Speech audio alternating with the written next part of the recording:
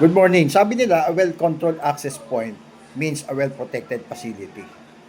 Yan po ang ating share ngayon at ang ating topic ay tungkol sa access control. The first line of defense, kayo yan, tayo yan, mga security guard. Of course, ang ating objective ay may paliwanag sa ating mga kapatid sa security industry, mga security personnel, ang kahalagahan ng access control bilang unang linya ng depensa, no?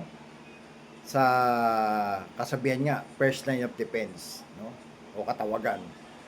Sa anumang establishmento ay may tuturo natin ang tamang pamamaraan ng pagpapatupad nito. Kung handa ka na, baka may ballpen ka dyan. Gusto mo mag-list down.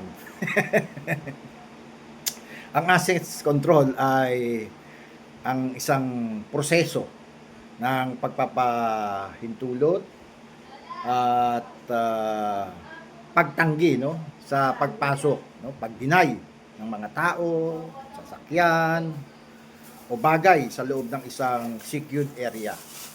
Ito ang unang depensa, sabi nga, laban sa krimen, no, mga terorismo o anumang banta sa security o seguridad. Kung mahina ang ating access control, ang ating security, kahit gaano pa kalakas ang isang security measures, ay magiging mahina o magkakaroon ng butas pa ang protection. Anong halimbawa niyan? Halimbawa, kung may mali sa CCTV, kung may mali sa entry procedure na pinatutupad, pwedeng makapasok ang isang unauthorized person na may dalang armas, kontrabando, bomba, o kahit anong mga bagay, kahit na magnanakaw.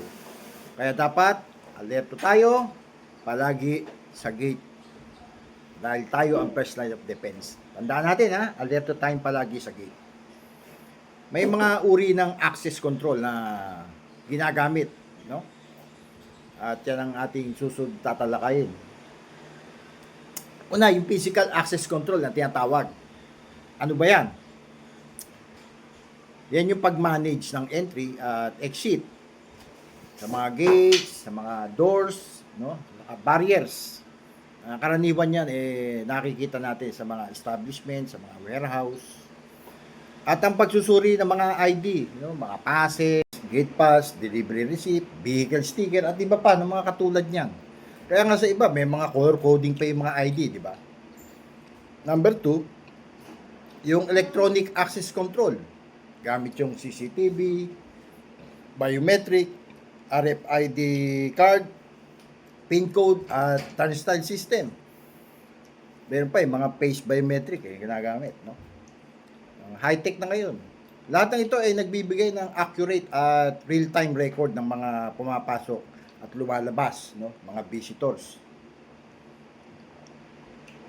At nakakatulong siya talaga sa ating mga security personnel. Pangatlo, yung personnel access control. Pagsasagawa ng security verification, no, risking, no, yung mga body search, at yung bag inspection, no? Importante yan. Yung mga proper questioning at mga observation ng behavior ng mga taong pumapasok o mga bisita. Lahat yan ginagawa natin. Araw-araw, paulit-ulit. Pero kahit ganun, hindi dapat relax, no? Continuous lang tayo. Now, ano yung role nating mga security guards? Una, tayo yung frontliner, no? First line of defense, ang tabi nga. Tayo, yung unang nakakaharap ng mga bisita, empleyado, kahit yung mga delivery personnel, tayo yung nakaharap doon. At ang unang impression sa mga security ng kumpanya, ay nakasalalay sa inyong disiplina, sa inyong posture, at alertness. Pag nakita nila, snappy yung guard, medyo napapaisip sila may gustong gawin, nag-aalangan. Totoo yan, yung the way you stand, no? Pagtayo mo ron, yung bearing mo nga, sabi nga, bearing mo pa lang, takot na yung kriminal. Pangalawa, verification and validation. Ulitin na natin, no? Check ID. SOP na yan eh. Gate pass. No? Ano yung authority para pumasok, no? Sinong pupuntahan? Expected ba yung bisita yan? Ko-confirm natin yan with logbook or control. Kung authorized ba talaga. Tatawag natin doon sa, yes sir, ma'am, sir, pero po rito, certain ganyan, expected po ba ninyo? Papapasukin po ba?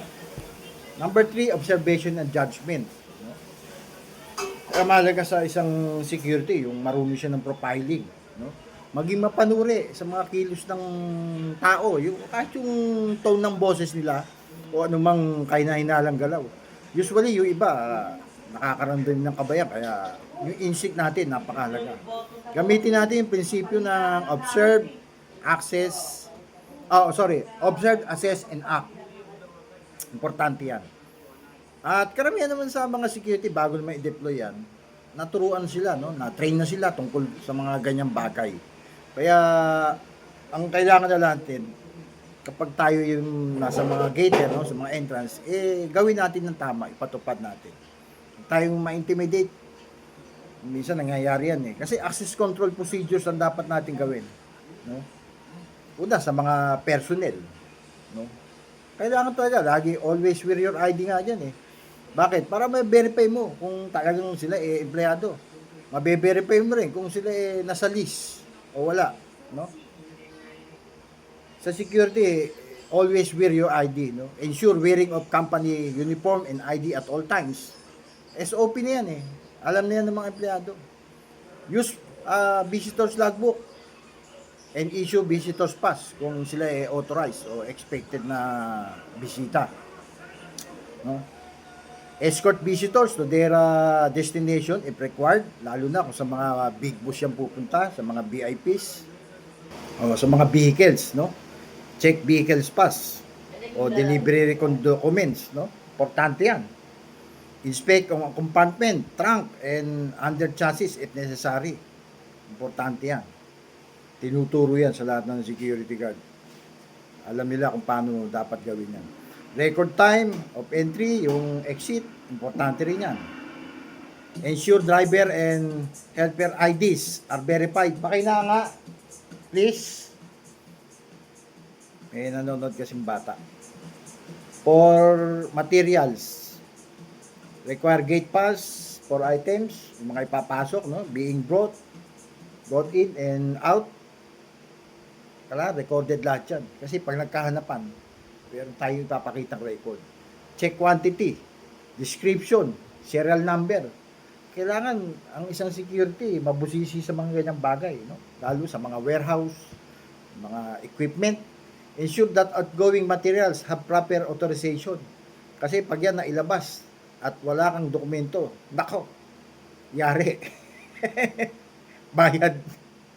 Insurance ang agency lumalabas.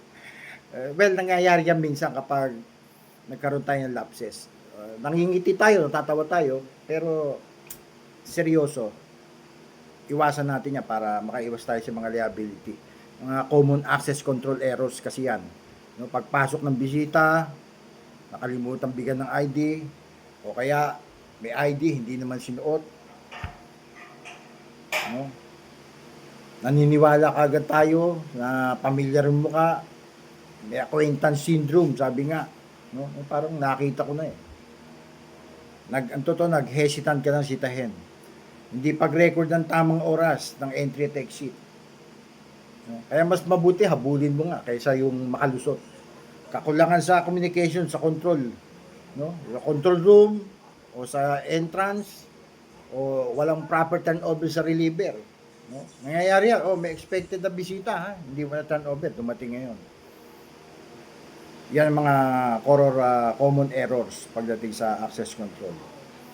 Kasi ang security principles, tandaan natin palagi, ay never assume and always verify. Huwag tayong maya, huwag tayong matakot.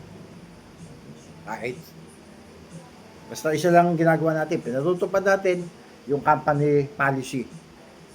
No? Trust with verify. Trust but verify. No? Good morning, sir. Excuse me po, sir, ma'am. Ganun, mga magalang tayo. Prevention is better than reaction, sabi nga. Kasi yung nakalampas niya, yun nga, tsaka mo hahabulin. Ang isang maliit na pagkukulang pagdating sa gate ay maaari maging malaking problema pagdating sa loob.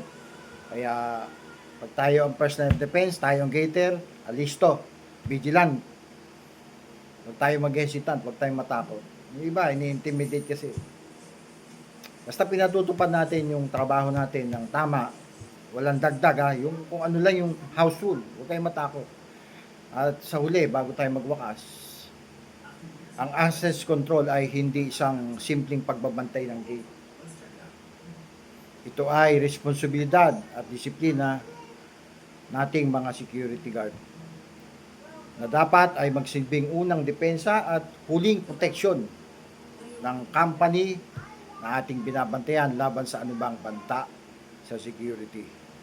Yan ang dahilan kaya sinabi kanina sa panimula ng ating topic tungkol dito sa access control, maging motto na natin. Isa puso, isa isip, at isa gawa. A well-controlled access point means a well-protected facility. This is F. Santos ng Munting Kaalaman, Dagdang Kaalaman. Mabuhay! Magandang araw po sa ating lahat.